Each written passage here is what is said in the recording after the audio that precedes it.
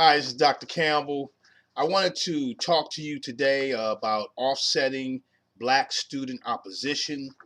As many of you all know that we're getting ready to have the Ferguson grand jury decision, and whichever way the decision goes, there's going to be some black student opposition. And so I want to recommend several tips for you teachers. It's actually broken down into two categories.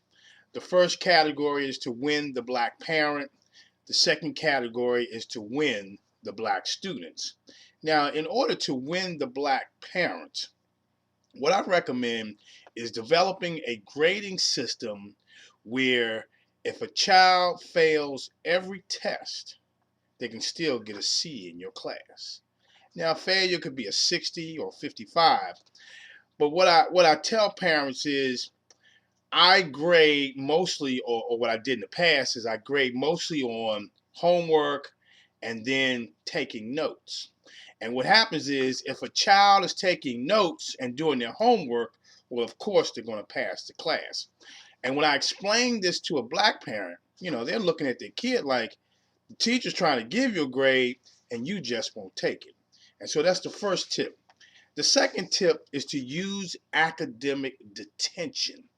One of the things that we are famous for as teachers is that we will call parents up, especially black parents, and we will complain about the child's behavior.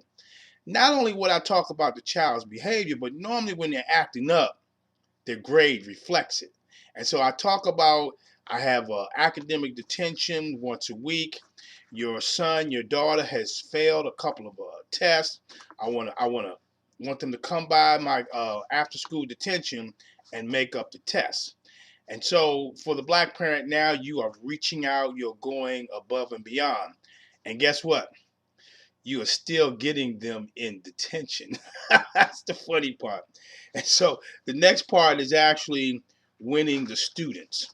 And what I would do is during the academic detention, tutor them on the test, show them how to get an A on the test, and then allow them to take the retest. Now, it doesn't mean that they're going to necessarily get an A.